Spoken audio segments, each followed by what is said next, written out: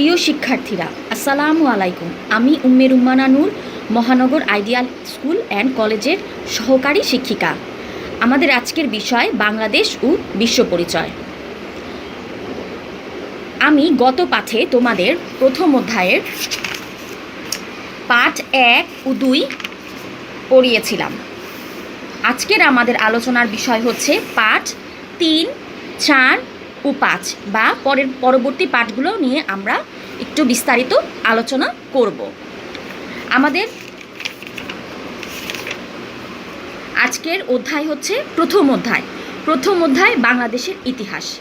আমি পূর্বেই বলেছিলাম যে প্রত্যেকটি দেশেরই কিছু না কিছু ইতিহাস থাকে বা ইতিহাসের অংশবিশেষ একটি দেশের ঐতিহ্য বা একটি দেশের গুরুত্ব বা একটি দেশ কিভাবে তৈরি হলো, নতুন করে এলো, তা সম্পর্কে একটি বিস্তারিত আলোচনাই হচ্ছে ইতিহাস।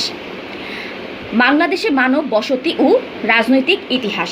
প্রাচীনকাল থেকে বাংলাদেশে মানব বসতি ছিল। বর্তমান কালের কিছু প্রত্নতাত্ত্বিক আবিষ্কারের তা প্রমাণ হয়েছে। সিলেট, চট্টগ্রাম ও কুমিল্লা জেলার কোনো কোনো অঞ্চল বাংলাদেশের প্রাচীনতম ভূমি।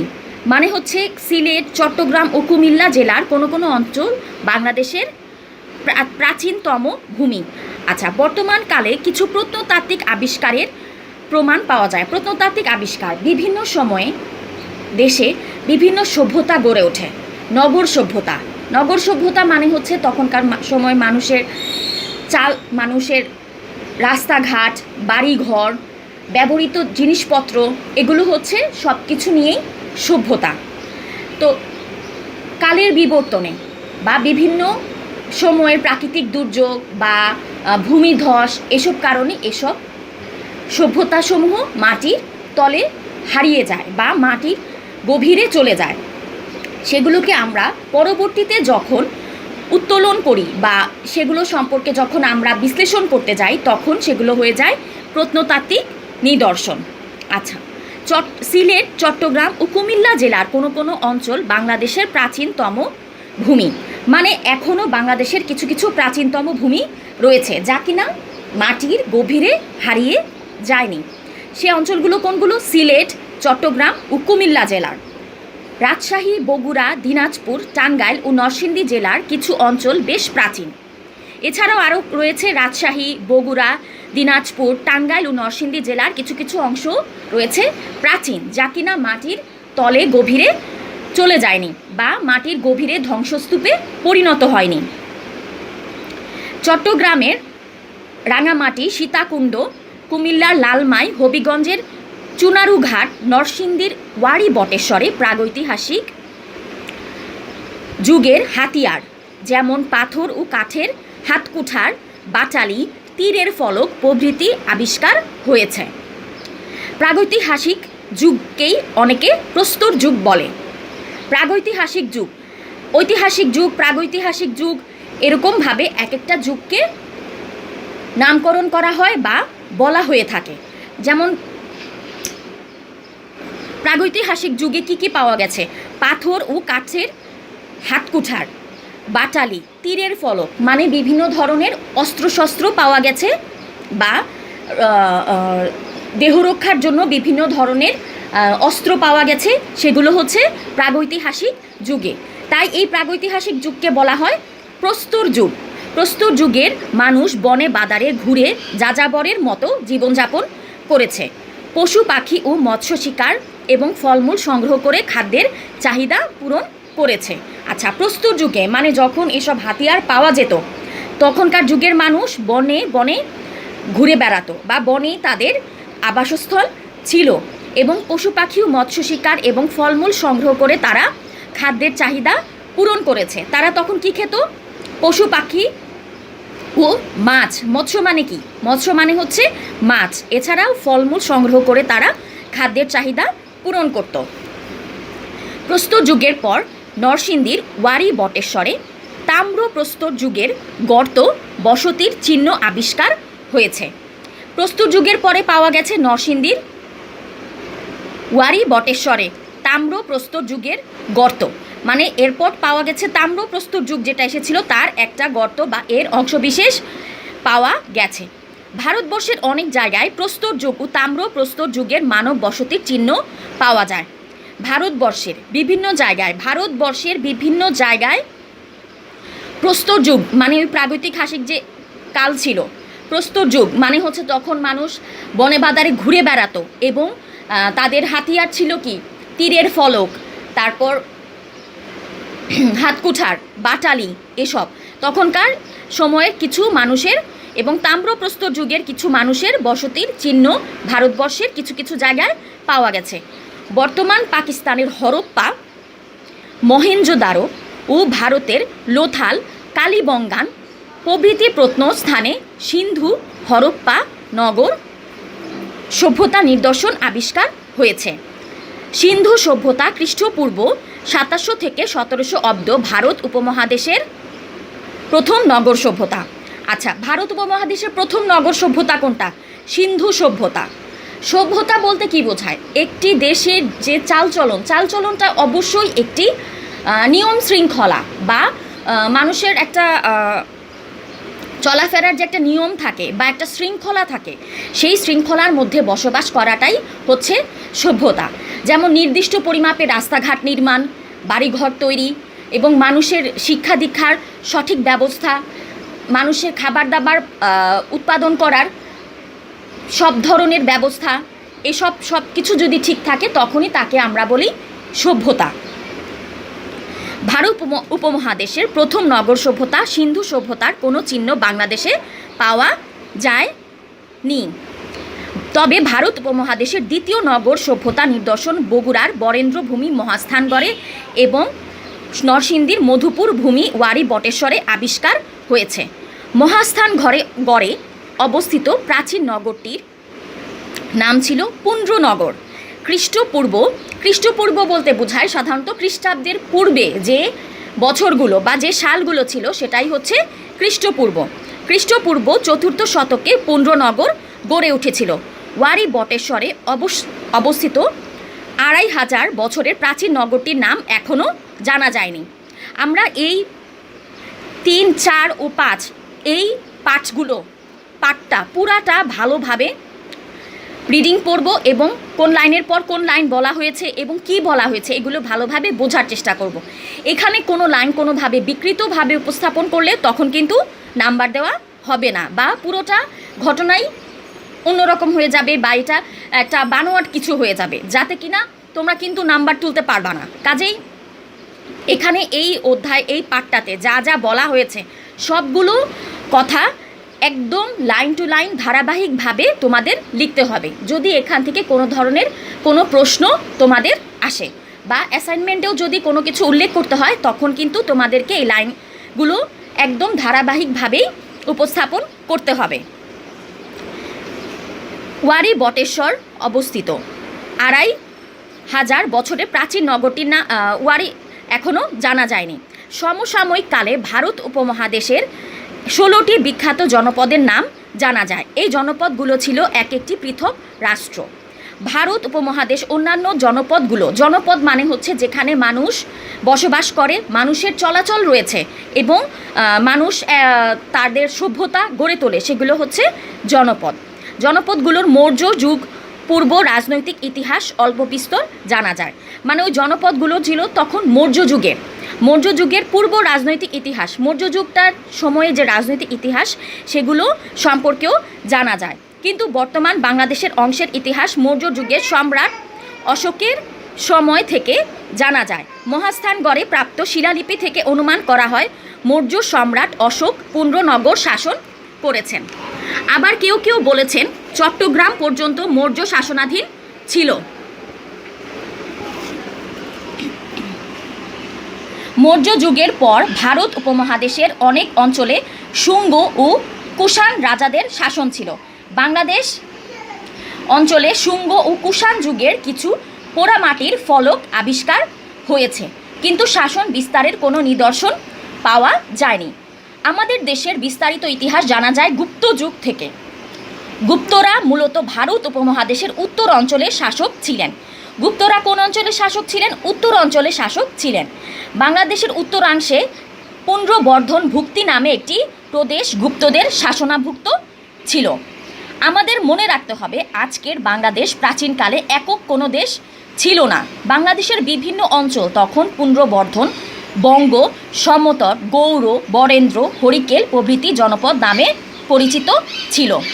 এছাড়াও বাংলাদেশে যে সকল রাজবংশ ছিল, যেমন পাল রাজবংশ, পাল রাজবংশের মধ্যে অন্তর্ভুক্ত ছিল কৈবর্ত বিদ্রোহ, সেন রাজবংশ, এই সকল রাজবংশ বাংলাদেশে আধিপত্য স্থাপন করেছিল। পাল রাজবংশের শাসনকাল কতটা ছিল? 750 থেকে 1161 খ্রিস্টাব্দ পর্যন্ত। পাল রাজবংশ বাংলাদেশের প্রথম দীর্ঘস্থায়ী রাজবংশ। তার মানে হচ্ছে পাল রাজবংশ বাংলাদেশের প্রথম দীর্ঘস্থায়ী রাজবংশ। তার মানে পাল রাজবংশের আগে যে সকল রাজবংশ ছিল তারা বেশি দিন রাজত্ব করতে পারেনি, একমাত্র পাল রাজবংশই বেশি দিন রাজত্ব করতে পেরেছিল। এ বংশের প্রতিষ্ঠাতা গোপাল শতবর্ষব্যাপী কলহ, নৈরাজ্য ও হানাহানির অবসান ঘটিয়ে বরেন্দ্র এর সিংহাসনে, তখনকার বরেন্দ্র মানে গৌড় এর সিংহাসনে বসেন।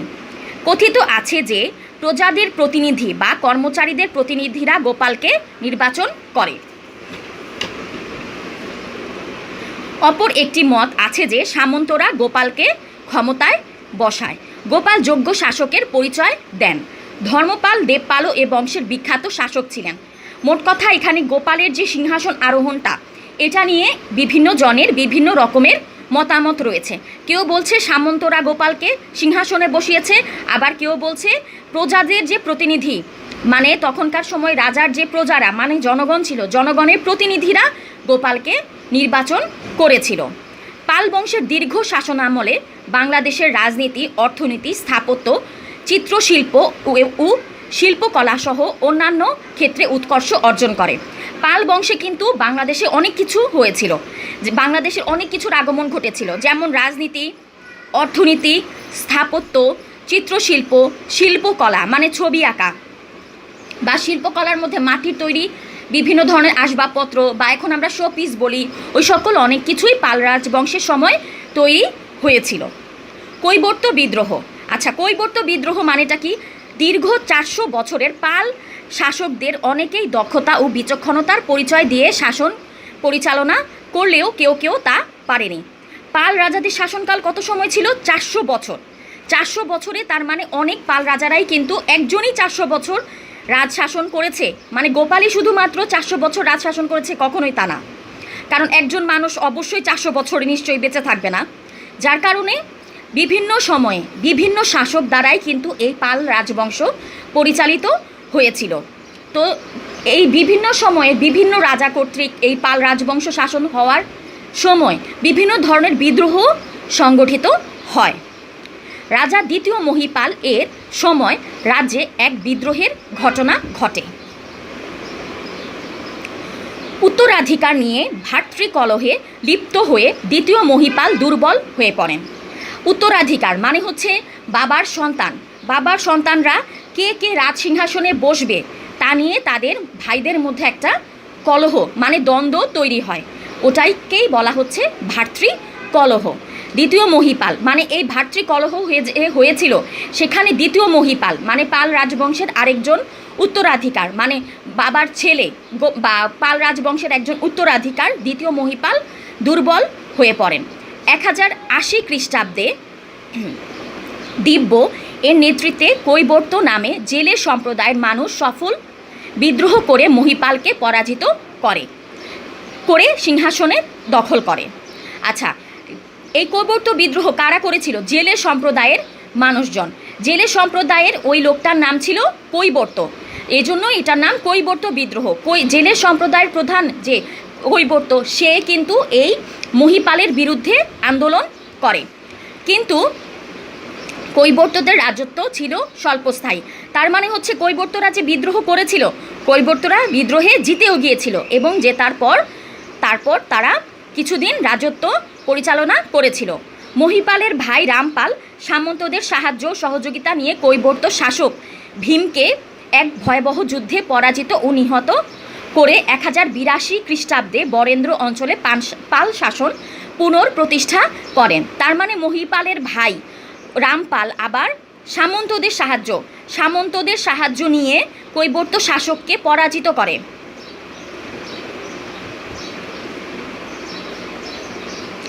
কৈবর্ত জেলে সম্প্রদায়ের মানুষ, কৈবর্ত হচ্ছে জেলে সম্প্রদায়ের মানুষের,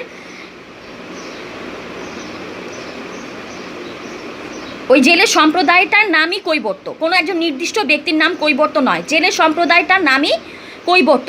ওই কৈবর্ত সম্প্রদায়ের মধ্যে ভীম নামে একজনকে মহিপাল পরাজিত করে, তারপর এই সামন্তদের মাধ্যমে পরাজিত করে মহিপাল আবার মহিপালের ভাই রামপাল আবার রাজসিংহাসনে বসেন। পাল শাসকদের সমসাময়িক সমতট প্রধানত কুমিল্লা ও বিক্রমপুর জনপদে খড়গ, দেব, চন্দ্র ও বর্ম রাজবংশ স্বাধীনভাবে রাজত্ব করে। 7ম শতকে চীন দেশীয় বিখ্যাত পরিব্রাজক হিউয়েন সাং সমতট পরিভ্রমণ করে 30টি বৌদ্ধবিহার দেখতে পান। সমতটের বজ্রযোগিনীর সন্তান অতীশ দীপঙ্কর শ্রীজ্ঞান, তিনি 11 শতকে তিব্বতের রাজার আমন্ত্রণে সে দেশে যান বৌদ্ধ ধর্মের অবক্ষয় রোধের জন্য। তার মানে বৌদ্ধ ধর্ম যখন চলছিল তখন ধর্মভিত্তিক অনেক ধরনের প্রচারণা হয়েছিল এবং যা কিনা ছিল মিথ্যা এবং বানোয়াট। তখন তাদের মধ্যে এক ধরনের অবক্ষয় মানে এক ধরনের বিশৃঙ্খলার সৃষ্টি হয়। সেই বিশৃঙ্খলা রোধ করার জন্য অতীশ দীপঙ্কর শ্রীজ্ঞান ওই তিব্বতের রাজার আমন্ত্রণে সেই দেশে যান, সমতটে যান। আরও আছে সেন রাজবংশ। সেনরা দাক্ষিণাত্যের কর্ণাটক থেকে পালদের অধীনে সেনাবাহিনীতে চাকরি করার জন্য এদেশে এসেছিল। ধীরে ধীরে তারা নিজেদের শক্তি বাড়াতে থাকে। শেষ দুর্বল পাল রাজা মদন পালের রাজত্বকালে বিজয় সেন ক্ষমতায় আসেন। আচ্ছা, পাল রাজাদের পর আসে সেন রাজবংশ। সেন রাজবংশের প্রথম রাজা হচ্ছেন বিজয় সেন। সেন রাজবংশের প্রথম রাজা বিজয় সেন। বিজয় সেনের পরে রাজা ছিলেন বল্লাল সেন ও লক্ষণ সেন। বলা হয়ে থাকে সেনরা প্রায় সমগ্র বাংলাদেশে শাসন প্রতিষ্ঠা করে দীর্ঘদিন শাসন পরিচালনা করেন। আচ্ছা, তোমরা এই অধ্যায়টা ভালোভাবে রিডিং পড়বে, প্রত্যেকটা লাইন ভালো করে রিডিং পড়বে, পড়ে তারপর এখানে এই যে উদ্দীপকের যে প্রশ্নোত্তরগুলো আছে এগুলো ভালোভাবে পড়বে। উদ্দীপকের যে প্রশ্নোত্তরগুলো আছে তা ভালোভাবে পড়বে, পড়ে বোঝার চেষ্টা করবে যে প্রশ্নটা কি বলা হয়েছে, উদ্দীপকটাতে কি বলা হয়েছে। তখন তোমরা যদি কোনো অ্যাসাইনমেন্ট দেওয়া হয়ে থাকে তাহলে তার উত্তর দিতে পারবে। এই প্রশ্নোত্তরগুলো অনুশীলনের মাধ্যমে তোমরা বুঝতে পারবে যে অ্যাসাইনমেন্টেও কী ধরনের প্রশ্ন হতে পারে বা কিভাবে তোমাদের উত্তর করতে হতে পারে। নিজ থেকে অন্যরকম কোনো কিছু কিন্তু ইতিহাস সমৃদ্ধ কোনো কিছুতে লেখা যাবে না। প্রত্যেকটা ঘটনা বইয়ের যে বিশ্লেষণগুলো আছে তা ধারাবাহিকভাবে তোমাদের উল্লেখ করতে হবে, তবেই তোমরা ভালো অ্যাসাইনমেন্টেও ভালো নম্বর পাবে বা পরীক্ষার খাতাতেও সঠিকভাবে লিখতে পারবে। প্রত্যেকটা উদ্দীপকের এখানে যে বিশ্লেষণগুলো আছে উদ্দীপকের বিশ্লেষণগুলো তোমরা ভালোভাবে পড়বে।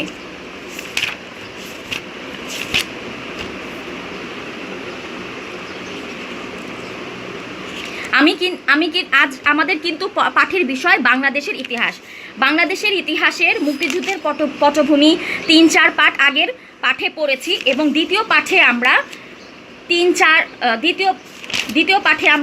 4 ও 5 পড়েছি এবং প্রথম পাঠে আমরা মুক্তিযুদ্ধের পটভূমি, তারপর পাকিস্তানি হানাদার বাহিনীদের হত্যাযজ্ঞ এগুলো পড়েছি এবং দ্বিতীয় পাঠে আমরা পাল রাজবংশ, সেন রাজবংশের কিছু অংশ পড়েছি। তোমরা বাসায় এগুলো ভালোভাবে রিডিং পড়বে।